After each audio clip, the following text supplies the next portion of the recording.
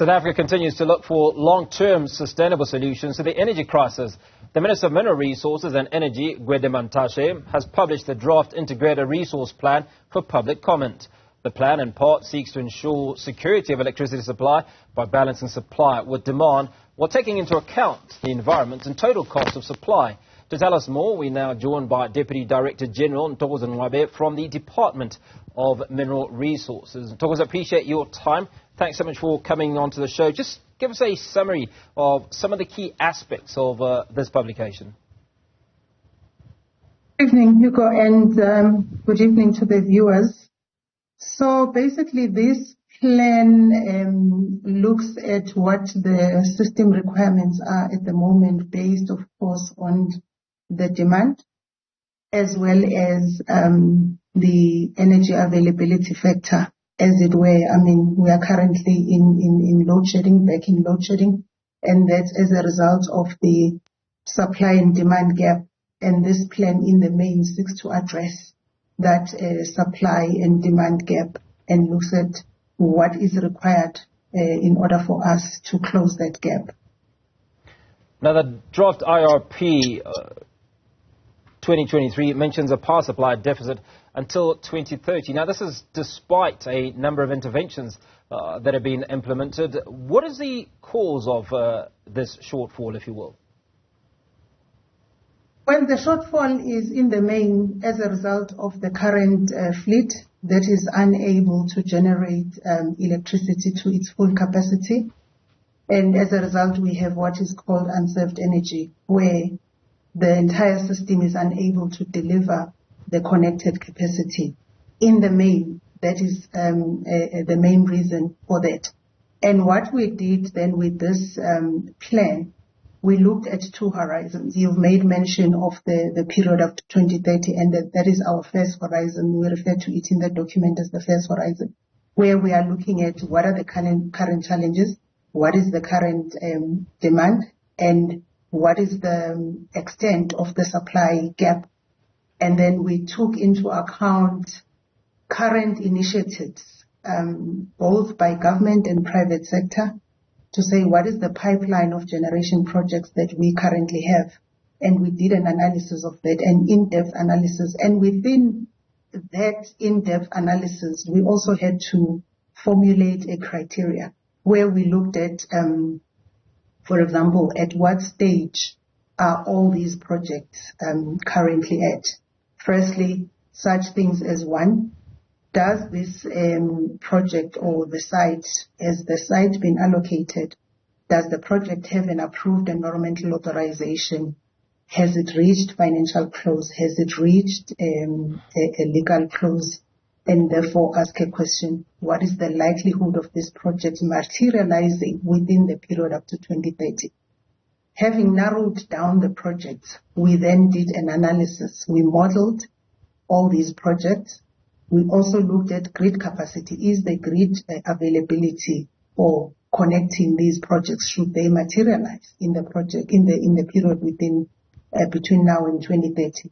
And then we're able to then determine what exactly is the shortage and what are the possible interventions that could help us plug the supply gap that you currently have in the system. Ntokozo, you certainly seem to have done a lot of work in coming up with IRP 2023. But let's talk about consultation. I mean, it is out for public comment at the moment. But just how much consultation went into this whole process of coming up with IRP 2023?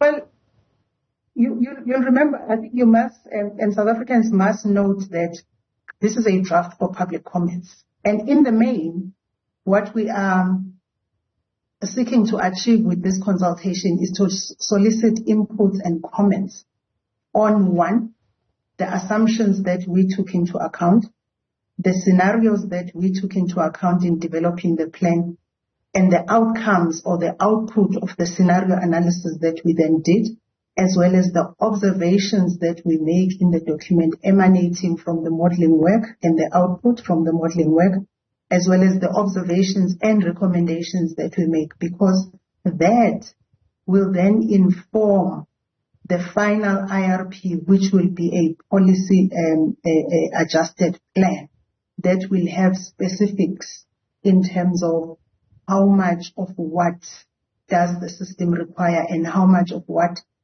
source of energy must be procured to enable us to provide for the system requirements. So we've put the document out for public comments, and we are pleading to the public to give us those comments.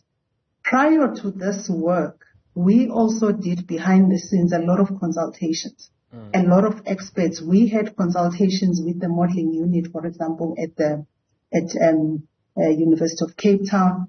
We had consultations with the Stellenbosch University. We had consultations with Eskom, different divisions within Eskom, those that deal with grid capacity and grid allocation, for us to establish how much of grid is available to connect new electricity generation projects, for example. We also consulted within Eskom the generation team. That team was able to share with us what is the Eskom shutdown plan, for example, which spells out which power station is earmarked or scheduled to be shut down at what point, because that then enables us to say, then it means at point X in 2026, 27, 28, 30, the system will lose so much megawatts, then we should be able in the plan to make provision to say, at point X, we will need so much capacity to replace the capacity that we would have lost emanating from the shutting down of certain power stations at different points in time. So there was quite a lot of consultation. We consulted with NICOM, we consulted with private sector, we consulted with the Minerals Council, but also experts outside of South Africa have been consulted. And additionally, we have set up a panel of experts, which comprises of some of these institutions that I've mentioned, but importantly, international experts as well, such as the IEA and others that will be scrutinizing the draft plan, giving us inputs and comments on our input parameters and the assumptions that we've made, so that we beef up the final plan, which will then be policy adjusted and approved for implementation by Cabinet. Now, Ntokozo, the document outlines 5 different scenarios or supply options for the period. One of the scenarios considers the impact of adding new gas projects to the energy mix. Can you discuss how gas is expected to contribute to the improvement of energy security and what role it plays in the overall energy mix? You know, Hugo, one interesting thing and important thing about the modeling work that we do, because we use a well-tried and tested modeling tool. It really guides you and it tells you. You put in the assumptions, you put in the current situation, you plug in all the data as it is, raw as it is, and the system will run, and you formulate the scenarios, and the system is able to tell you. And after all the modeling work and the running of the scenarios, the system showed us that if we take a combination of factors such as, 1, we are concerned with plugging the supply shortage gap. We are concerned with meeting our environmental commitments in terms of the Paris Agreement. We are concerned with ensuring that we develop the power system or grow the power system at least cost, but also ensuring that we offer affordable electricity to the end user and the ordinary user, importantly and especially. Then we are able to see from that analysis that we were able to see, especially in Horizon 1, that if we consider all those parameters, gas does have a role to play. And the main reason is as well that if you look at the nature of most of the private sector-led projects that we considered in the plan are mostly renewables, which is wind and solar. And we know those are intermittent in nature. But the system requirement is such that if you lose capacity from, for example, the current Eskom fleet, which is coal-based, you lose dispatchable capacity, and you need replacement capacity that's of dispatchability in nature. Hence, gas then comes in because gas is able to give you dispatchable power. And we saw that in our modeling work that gas does come in prominently as providing as the best source to replace capacity lost at any given point in time because of its dispatchable nature. Right, so let's talk about how long the public has got to submit comments of the draft IRP 2023 and how they can submit those comments. So we have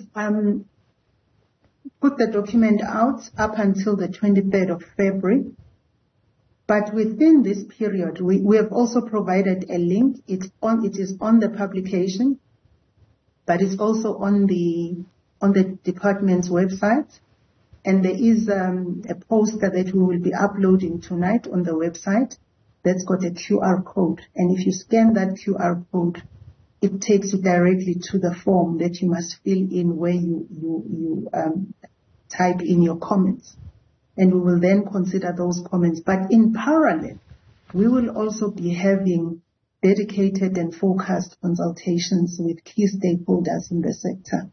And we are looking at having more engagements with ESCOM, more engagements with municipalities and other interested and affected parties. Ntokozo Ngcwabe, appreciate your time. Deputy Director General, Department of Mineral Resources and Energy, walking us through IRP 2023.